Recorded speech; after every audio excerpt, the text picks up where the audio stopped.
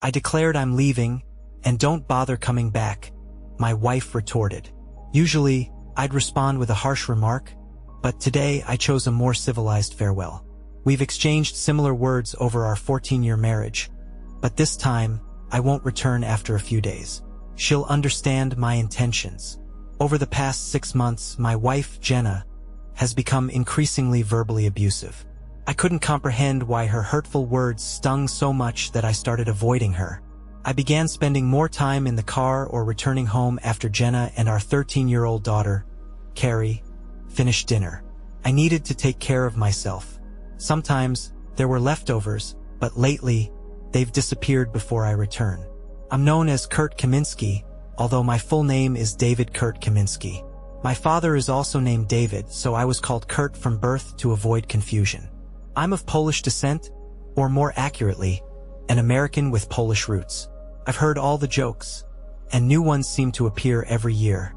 As the only Pole I know in this town of 10 million people, I often become the punchline.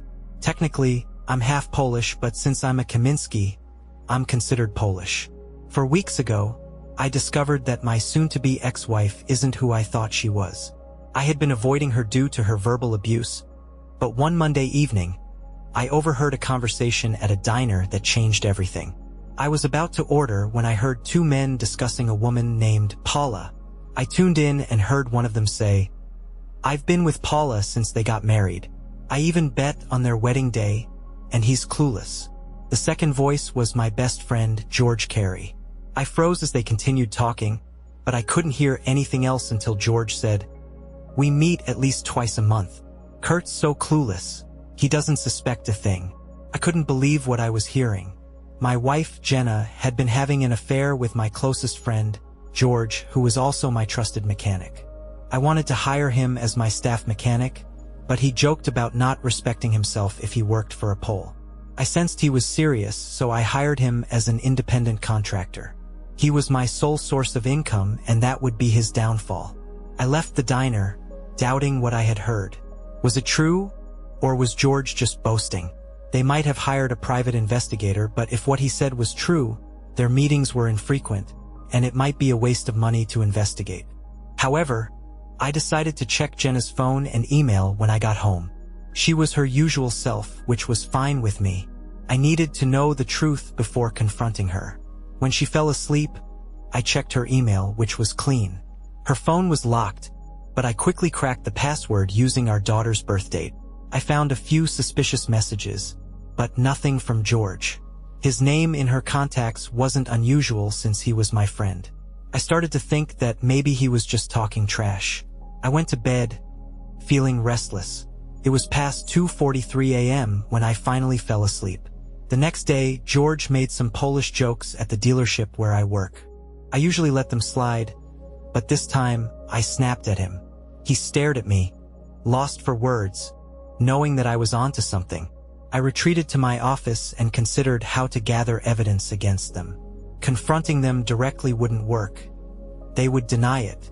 I needed solid proof. I called a private investigator in Santa Fe and explained my situation. He suggested monitoring their meetings, but it would be expensive due to their infrequent encounters. Alternatively, I could install a tracker on Jenna's phone or set up cameras at home. However, if she noticed the devices, she would likely catch on.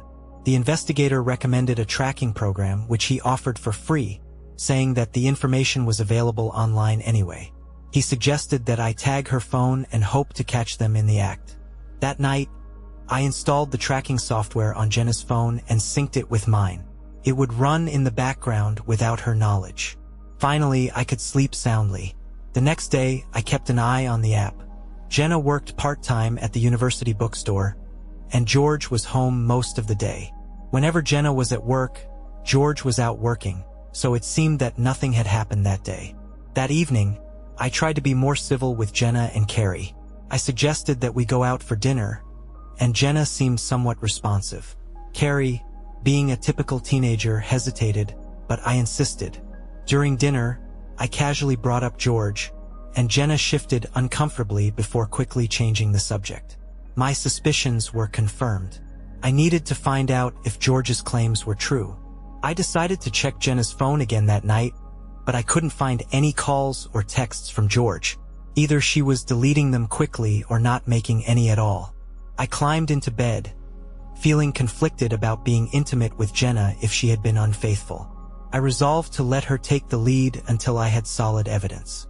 We did end up being intimate, but it was unremarkable. Throughout the week, I kept track of Jenna's phone, but nothing unusual happened. On Saturday night, while she slept, I checked her phone again but found nothing. I began to think that George was just boasting, as he had done in the past. However, my subconscious wouldn't let me rest. At 2 a.m., I decided to go downstairs for a drink to help me relax. As I sat with a glass of Jack Daniels and Coke in one hand and Jenna's phone in the other, I decided to check it one more time. I entered the password, our daughter's birth date, and opened the phone to the home screen. Suddenly, it hit me like a bolt of lightning. Our daughter's birth date was the key. Jenna had a difficult pregnancy, and we had feared losing our baby several times due to complications with her Rh factor. Jenna spent the last 3 weeks of her pregnancy on bed rest to ensure the baby's safe delivery. Carrie was born exactly 9 months after our wedding. I remembered that Carrie was born 9 months after our wedding, which made her a wedding night baby. If George's claims were true, there was a strong chance that Jenna was already pregnant before our wedding night. Jenna was on the pill, but the doctor speculated that the stress of the wedding might have interfered with her hormones, making the pills ineffective. If the pills failed that night, they might have failed that day too. I knew what I had to do. There was a 50-50 chance that I was not Carrie's biological father. I got off the couch and headed to the bathroom, where I found some cotton swabs. Carrie was fast asleep in her room, finally settling into a good sleep routine at 4 years old. I gently swabbed the inside of her cheek with a Q-tip and sealed it in a plastic bag.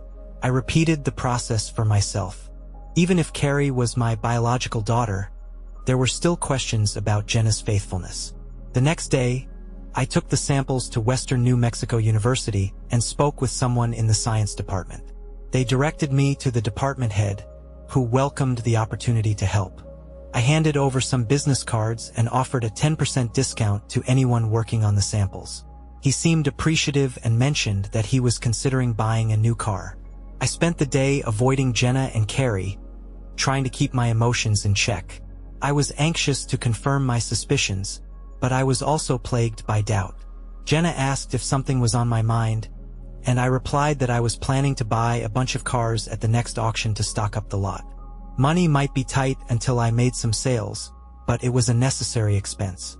Jenna advised me not to overextend myself, referring to the business as ours, even though it was really mine.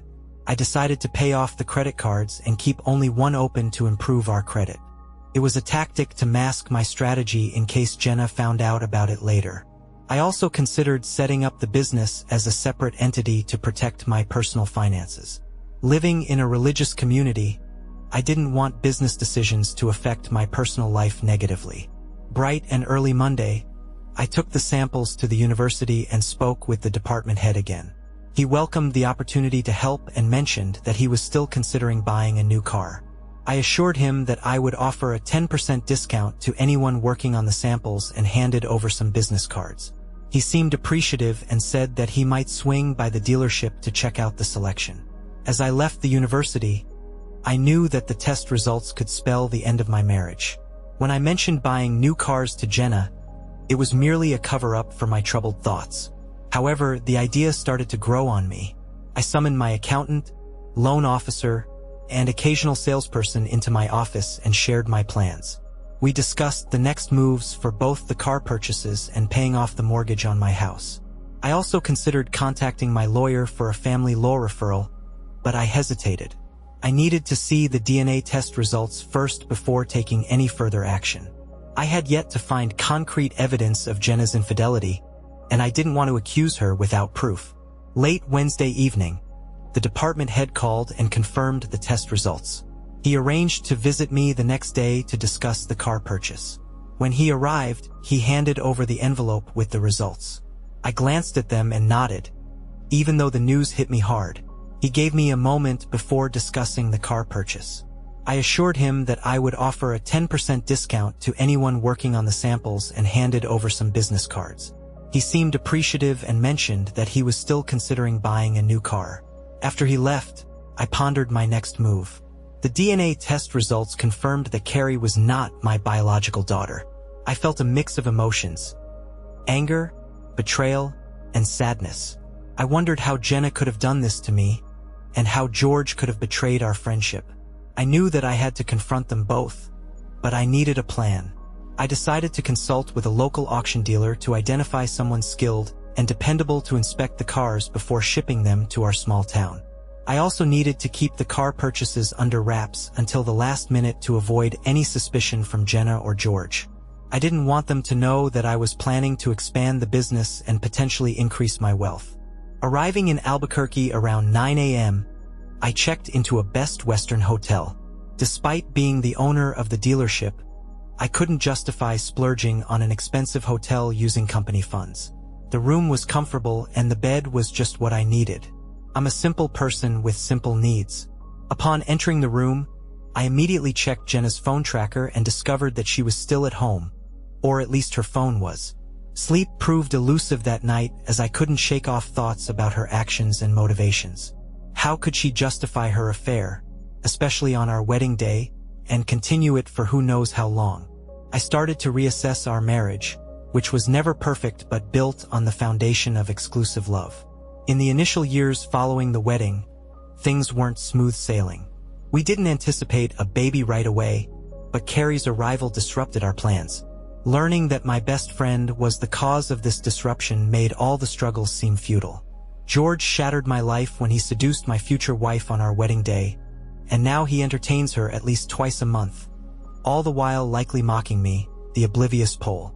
Anger simmered within me once more. I needed to regain composure or risk a sleepless night.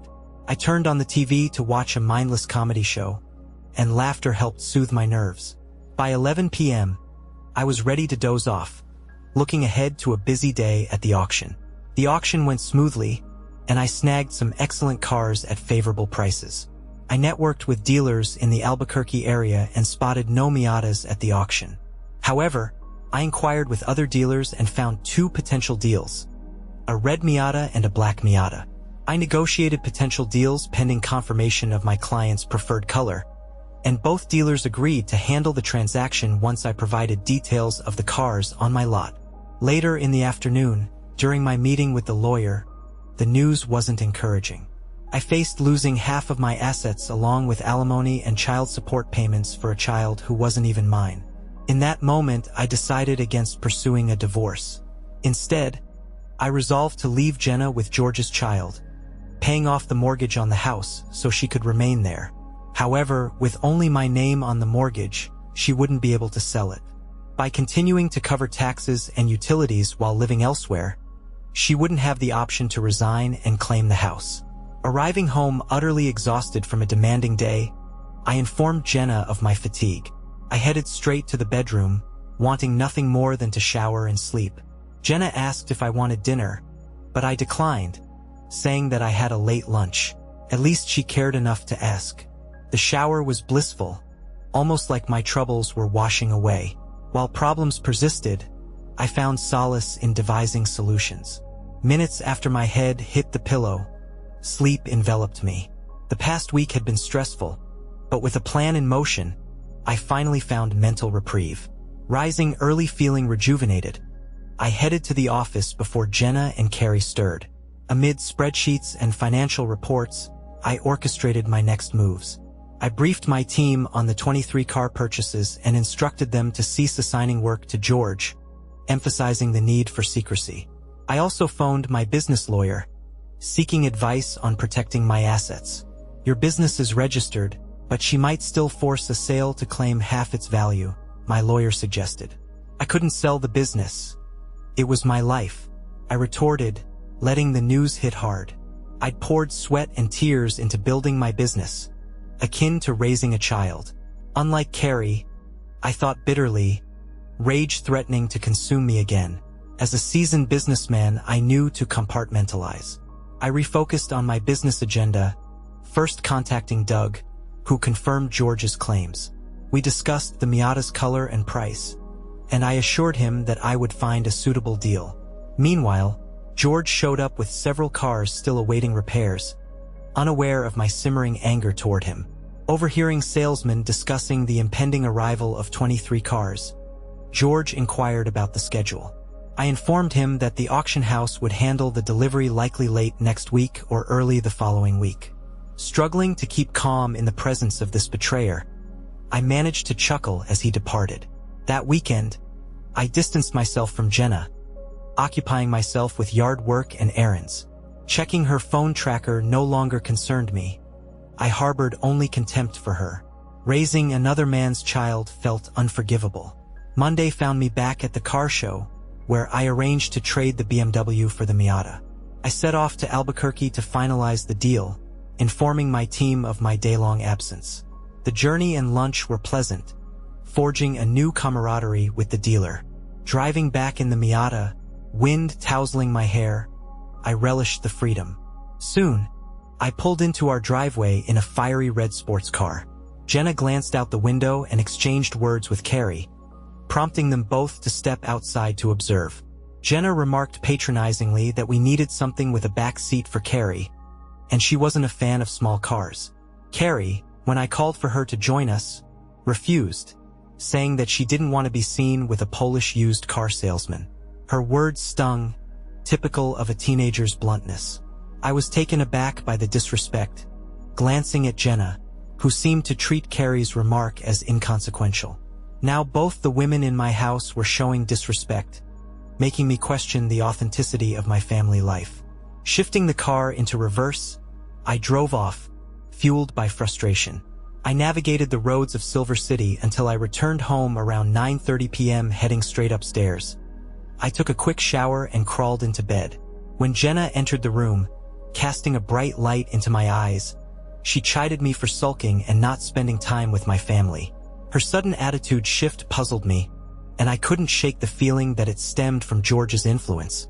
The atmosphere in the Kaminsky household grew cold and silent over the following days. I contacted Doug, who came over to inspect the Miata and was thrilled with it. After discussing the numbers, he received a great deal, $3,000 less than Kelly Blue Book.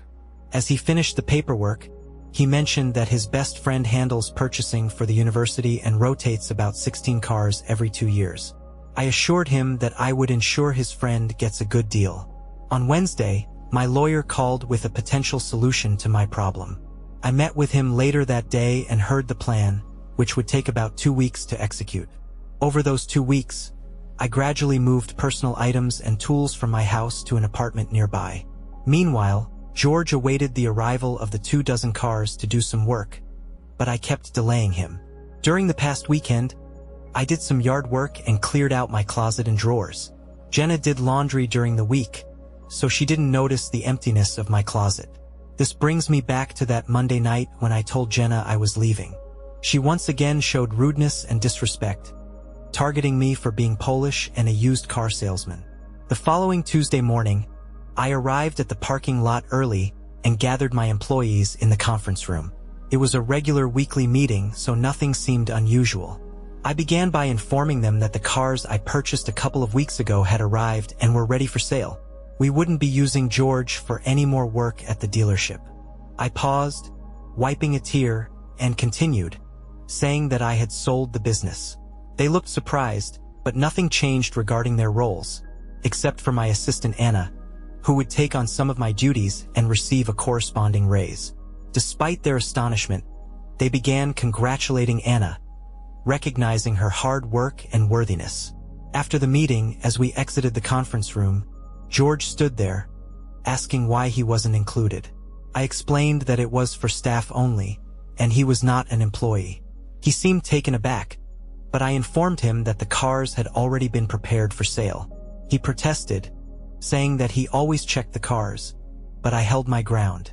I told him that I had sold the business, and the new owner wanted to go in a different direction. He exclaimed, making it about himself, and I held back my anger. I kept it brief, realizing that sometimes less is more. "I can't believe you sold the business," he said, and I replied that he could pick up his check for the past 2 weeks' work. It wasn't much, as Anna rarely utilized his services. When I spoke with Anna, I asked her to keep our conversation confidential. I explained that I had set up companies registered in Nevada. One bought the parking lot and the other bought the company. I owned all the shares in both, and eventually I would divorce Jenna, ensuring she didn't get the business. I moved out and Jenna didn't know yet, but I wasn't going back.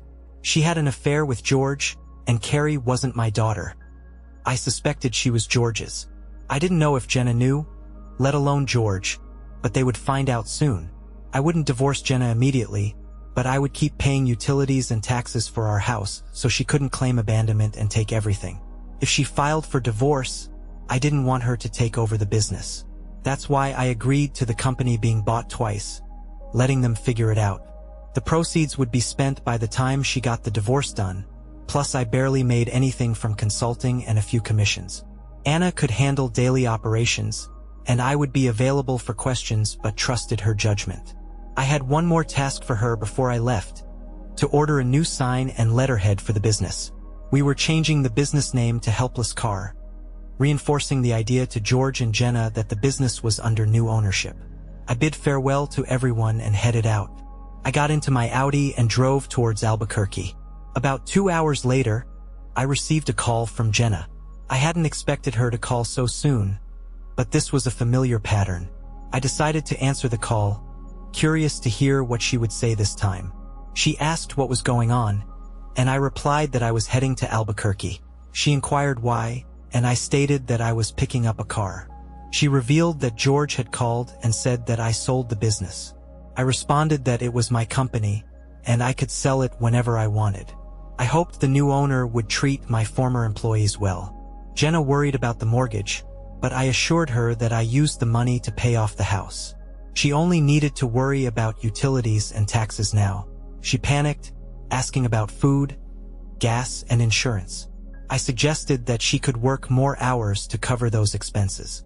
When she asked when I was coming home, I said that I wouldn't return. I reminded her of what she said when I left that evening and assured her that I would figure out how to cover the bills. She pleaded with me to come back, but I responded impassively, saying that I really didn't want to.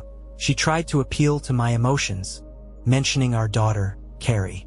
I retorted that Carrie was just a 13-year-old girl, and I couldn't take her words to heart. Jenna tried to call me back several times, but I didn't answer. I knew she would try to contact her lover for more information and to relay what I had said. Upon reaching my destination, I switched my phone back on and noticed 5 missed messages. 3 were from Jenna, 1 from George, and 1 from Anna. I immediately dialed Anna, who informed me that Jenna and George had called her to find out where I was. She told them that I didn't own the place anymore and wouldn't be coming back. I thanked Anna for her support and assured her that she and the rest of my team were like family to me. She told me that her husband realized how lucky he was to have her, and I promised that I wouldn't take that for granted. I decided not to call Jenna or George, letting them stew in their own thoughts. Over the next 2 weeks, I journeyed through northern New Mexico, Arizona, Utah, and Colorado. I stayed close in case Anna needed me, and I checked in with her a few times. Once things seemed settled, I headed west. They kept calling, first with annoyance, then apologies, and finally hints of resentment. I listened but shrugged it off. When they reported my canceled credit card, I chuckled. George even called me a villain for leaving Jenna and Carrie, and I chuckled some more. My lawyer texted me that Jenna threatened legal action if I didn't return, but I assured him that she wouldn't be able to prove anything. I had a recording of our conversation where she insisted that I didn't come back, and it was gold. As I roamed the Southwest, I caught glances and even a few flashes from middle-aged women. But I wasn't seeking that. I was still married, no matter what. I drove to Reno, then Lake Tahoe, the coast, Napa Valley, and zigzagged along Highway 1. I visited Yosemite, San Diego, Death Valley, Las Vegas, and Phoenix. There was no rush, and I chatted with folks in parking lots, enjoying the freedom of the open road. After approximately 3 months and covering 8,000 miles, I decided to head back to Silver City. Upon arrival at Helpless Auto, I was warmly welcomed by my entire team, including a few new faces. They all expressed joy at my return, and I treated everyone to food and drinks at Wrangler's, where we enjoyed a fantastic dinner and caught up with each other. As the evening wound down, only Anna and I remained. She gazed at me and said that I might feel powerless and lost, but I was mistaken. I simply placed trust in those I loved. She had figured out the meaning behind the new name, Helpless Car, and thanked me for trusting her with the responsibility. I told her that she hadn't filled my shoes. She had forged her own path. We embraced, and then she departed to her husband, who appeared genuinely content. I headed back to the apartment I hadn't visited in 3 months. The air was stale, so I opened the windows to let in the refreshing evening breeze. I grabbed a beer and settled on the terrace, overlooking the pool. Several people were swimming, and a family was enjoying themselves nearby. My mind drifted to Jenna and me, and I realized that our lofty aspirations and dreams had vanished. It was time for a confrontation, so I rose and hopped into my Miata, driving to my house, which was technically still mine since I purchased it before marrying Jenna. Disappointment washed over me as I pulled into the driveway. The yard was unkempt, and the landscaping had been neglected. The porch light was on, indicating that Jenna was likely home. I approached the door and knocked, and Carrie answered, greeting me with a surprised look. I asked if her mom was home, and she stuttered before yelling for Jenna. Jenna appeared from around the corner, spotting me, and shrieked. I responded calmly, saying that I had been traveling. Just then, George emerged from the bedroom in his underwear, and I remarked that the whole family was there. Mom, Dad, and child. Jenna retorted, asking what I was talking about. I explained that George had stepped in to fill my role, and it was rightfully his. Jenna looked puzzled, and Carrie's tone turned visibly enraged. I clarified that George never worked for me by his own choice, so I couldn't have fired him. Regarding bills, all utilities and car insurance were covered, and Jenna had a job to cover expenses while I was away. Jenna challenged me, saying that I couldn't just waltz back in and take over. I assured her that I would wait until she and her partner found somewhere else to live. It was clear that they were staying together in my house, and Carrie seemed fine with it. Jenna retorted that she wasn't leaving her home, but I corrected her, saying that it was my home. I explained that I had purchased the house before we married, and only my name was on the deed. Jenna insisted that it was her home now, but I asserted that I was the legal owner, even though I had been away briefly. I told her that she had until the end of next month to find a new place and to take her daughter with her. I disclosed to Carrie that I knew she disliked being called Polish, and I had some news for her. Her real father wasn't me. It was George. Silence enveloped the room, and after a moment, Jenna whispered, "What?" I confirmed that Jenna's carelessness on our wedding day had resulted in a child, but not mine. I told Carrie that she could now take her real father's last name and become Carrie. I wondered aloud if Jenna had chosen the name Carrie out of respect for her lover. Jenna and George exchanged looks, and the color drained from his face. I handed them the DNA report, telling them to see for themselves. I instructed Carrie to inform the lovebirds that her mom would be served with divorce papers next week, along with an eviction notice. I walked away, leaving them to process the news. Throughout my absence, I couldn't shake the thought of whether this affair had been ongoing during our marriage. Did Jenna choose me, or was I just a pawn? I felt utterly helpless, ignorant, and vulnerable. George had mocked me behind my back and cracked Polish jokes to my face. Back at the apartment, I drowned my thoughts in beer. The next morning, I visited the lawyer to initiate the paperwork for the divorce. I knew that I would have to sell the house and split the proceeds, but being a barely working person meant that I wouldn't owe alimony or child support, especially with another man in my place. The betrayal by Jenna and George was devastating, and rebuilding trust, whether with a man or woman, would be a daunting task. I considered therapy as the divorce proceedings commenced. I returned to work at the dealership, emphasizing to my colleagues that I was no longer the boss and only needed one sale per week to cover my expenses. I even insisted on just one when faced with court-ordered child support. I ensured that my bank accounts were emptied, leaving only enough for my basic needs. At month's end, Jenna hired a lawyer, although I questioned how she could afford one. They scrutinized my accounts in the sale itself but failed to uncover anything substantial. I learned from my colleagues that during my absence, George visited the dealership almost daily for the first 2 weeks, trying to secure work from Anna. However, she consistently turned him down and he eventually gave up. Now, he regretted not obtaining his ASC certification, and his only job prospect was at Valine, doing quick oil changes for $13 an hour. I hoped that Jenna would work full-time, or they would struggle financially. I contacted the realtor and notified Jenna that I was listing the house for sale, anticipating a 50-50 split of our assets. Since she had already received an eviction notice, she needed to vacate before the sale closed. One evening, Jenna knocked on my door, and I reluctantly let her in. She asked if we could talk, and I agreed, suggesting that we go to Denny's, where there would be witnesses. After exchanging pleasantries, I asked her why she had cheated on me with George. Jenna hesitated before admitting that she had liked both of us and couldn't choose. George had warned her not to tell me about their affair because it would ruin our relationship. I probed further, asking why she had said yes when I proposed. Jenna replied that she loved me and George, but she knew that he wouldn't make a good husband. She ended things with him when I proposed, and we focused on our wedding plans. However, on our wedding day, she was with George. I pressed her for more details, and Jenna started crying, admitting that everything was a mess. She didn't want to lose George, and he didn't want to lose her.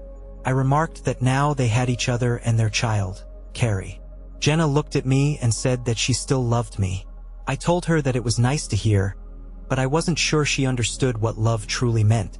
Before she left, I had to ask one final question. Had they ever stopped seeing each other? Jenna hesitated before admitting that they never ceased their affair. They had quiet times, but they typically met twice a month. I thanked her for her honesty, and we went our separate ways. For months later, we stood before a judge and finalized our divorce. George was present too. Exiting the courthouse, Jenna suggested that we grab a drink, and I agreed, despite the previous animosity. I knew that this marked the end of my association with them, and they could now be together. I settled the bill and we headed to our cars. I knew that Jenna would have to adjust to a lower standard of living, but I couldn't bring myself to care. After all, she had chosen this path, and she deserved the consequences.